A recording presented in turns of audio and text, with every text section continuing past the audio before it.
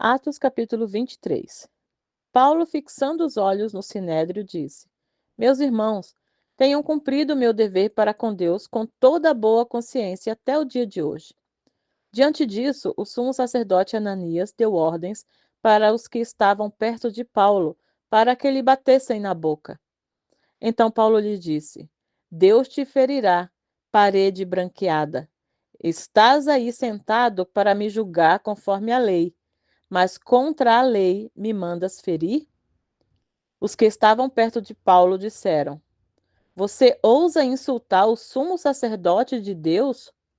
Paulo respondeu: Irmãos, eu não sabia que ele era o sumo sacerdote, pois está escrito: Não fale mal de uma autoridade do seu povo.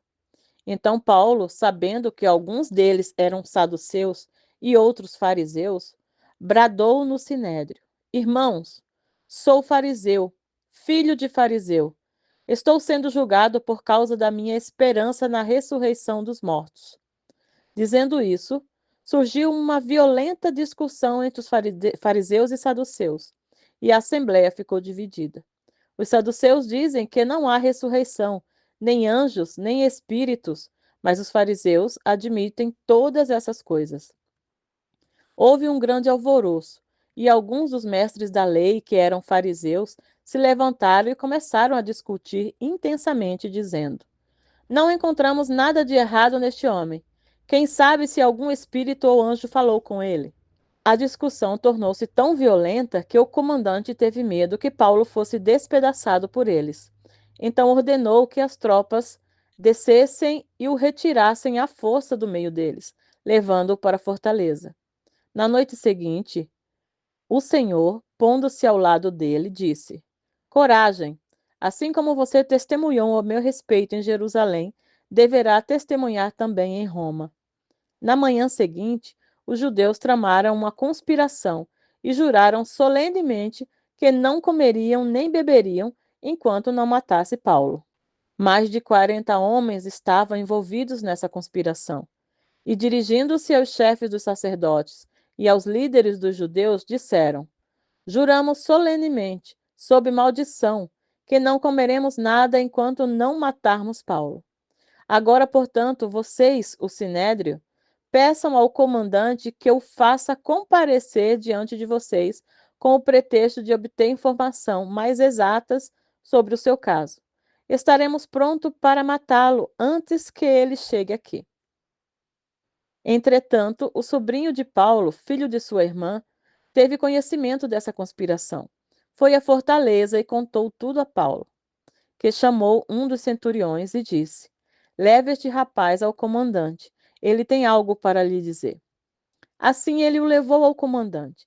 Então disse ao centurião: Paulo, o prisioneiro, chamou-me e pediu-me que trouxesse esse rapaz, pois ele tem algo para te falar. O comandante tomou o rapaz pela mão e levou-o até a parte e perguntou: O que você tem para me dizer? Ele respondeu: Os judeus planejaram pedir-te que apresentes Paulo ao sinédrio amanhã, sob pretexto de buscar informações mais exatas a respeito dele. Não te deixes convencer, pois mais de 40 deles estão preparando uma emboscada para Paulo. Eles juraram solenemente não comer nem beber enquanto não o matarem. Estão preparados agora, esperando que prometas atender-lhe o pedido. O comandante despediu o rapaz e recomendou-lhe: Não diga a ninguém que você me contou isso. Então ele chamou 2 dos seus centuriões e ordenou-lhes: Preparem um destacamento de 200 soldados, 70 cavaleiros e 200 lanceiros, a fim de irem para Cesareia essa noite, às 9 horas da noite.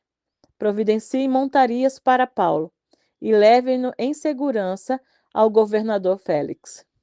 O comandante escreveu uma carta nestes termos: Cláudio Lísias, ao excelentíssimo governador Félix, saudações. Este homem foi preso pelos judeus que estavam prestes a matá-lo, quando eu, chegando com minhas tropas, o resgatei, pois soube que era cidadão romano. Querendo saber por que o estavam acusando, levei ao sinédrio deles. Descobri que ele estava sendo acusado em questões acerca da lei deles. mas não havia contra ele nenhuma acusação que merecesse morte ou prisão. Quando fui informado de que estava sendo preparada uma cilada contra ele, enviei-o imediatamente a Vossa Excelência. Também ordenei que os seus acusadores apresentassem a Vossa Excelência aquilo que tem contra ele. Os soldados, cumprindo seu dever, levaram Paulo durante a noite e chegaram a Antipátride. No dia seguinte, deixaram a cavalaria prosseguir com ele e voltaram para a fortaleza. Quando a cavalaria chegou a Cesareia, deu a carta ao governador e lhe entregou Paulo. O governador leu a carta e perguntou de que província era ele. Informado de que era da Cilícia, disse: Ouvirei o seu caso quando seus acusadores chegarem aqui. Então ordenou que Paulo fosse mantido sob custódia no palácio de Herodes. Atos capítulo 24. 5 dias depois, o sumo sacerdote Ananias desceu a Cesareia com alguns dos líderes dos judeus e um advogado chamado Tértulo, os quais apresentaram ao governador suas acusações contra Paulo. Quando Paulo foi chamado, Tértulo apresentou sua causa a Félix. Temos desfrutado de um longo período de paz durante o teu governo, e o teu providente cuidado resultou em reformas nessa nação. Em tudo, em toda parte, excelentíssimo Félix, reconhecemos esses benefícios com profunda gratidão. Todavia, a fim de não tomar-te mais tempo, peço-te o favor de ouvir-nos apenas por um pouco. Verificamos que este homem é um perturbador, que promove tumultos entre os judeus pelo mundo todo. Ele é o principal cabeça da seita dos nazarenos, e tentou até mesmo profanar o templo.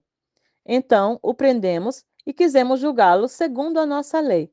Mas o comandante Lísias interveio e com muita força arrebatou de nossas mãos e ordenou que os seus acusadores se apresentassem. Se tu mesmo interrogares, poderás verificar a verdade a respeito de todas essas acusações que estamos fazendo contra ele. Os judeus confirmaram a acusação, garantindo que as afirmações eram verdadeiras. Quando o governador lhe deu sinal para que falasse, Paulo declarou: Sei que há muitos anos tem sido juiz nessa nação, pois isso, de bom grado, faço minha defesa. Facilmente poderás verificar que há menos de 12 dias subi a Jerusalém para adorar a Deus. Meus acusadores não me encontraram discutindo com ninguém no templo, nem incitando uma multidão nas sinagogas, ou em qualquer outro lugar na cidade. Nem tampouco podem provar-te as acusações que agora estão levantando contra mim. Confesso-te, porém, que adoro a Deus dos nossos antepassados como seguidor do caminho, a que chama seita. Creio em tudo o que concorda à lei e no que está escrito nos profetas, e tenho em Deus a mesma esperança desses homens, de que haverá ressurreição, tanto de justos como de injustos. Por isso, procuro sempre conservar minha consciência limpa diante de Deus, dos homens. Depois de estar ausente por vários anos, vim a Jerusalém para trazer esmolas ao meu povo e apresentar ofertas. Enquanto fazia isso, já cerimonialmente puro, encontraram-me no templo, sem envolver-me em nenhum ajuntamento ou tumulto. Mas há alguns judeus da província da Ásia que deveriam estar aqui diante de ti e apresentar acusações, se é que tem algo contra mim.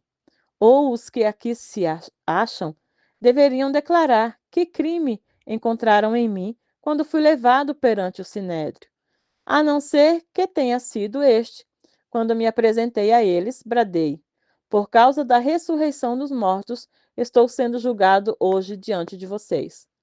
Então Félix, que tinha bom conhecimento do caminho, adiou a causa e disse: Quando chegar o comandante Lísias, decidirei o caso de vocês. E ordenou ao centurião que mantivesse Paulo sob custódia, mas que lhe desse certa liberdade e permitisse que os seus amigos o servissem. Vários dias depois, Félix veio com Drusila, sua mulher, que era judia. Mandou chamar Paulo e ouviu falar sobre a fé de Jesus Cristo. Quando Paulo se pôs a discorrer acerca da justiça, do domínio próprio, do juízo vindouro, Félix teve medo e disse: Basta, por enquanto, pode sair. Quando achar conveniente, mandarei chamá-lo de novo. Ao mesmo tempo, esperava que Paulo lhe oferecesse algum dinheiro, pelo que mandava buscá-lo frequentemente e conversava com ele. Passados 2 anos, Félix foi sucedido por Pórcio Festo. Todavia, porque desejava manter a simpatia dos judeus, Félix deixou Paulo na prisão.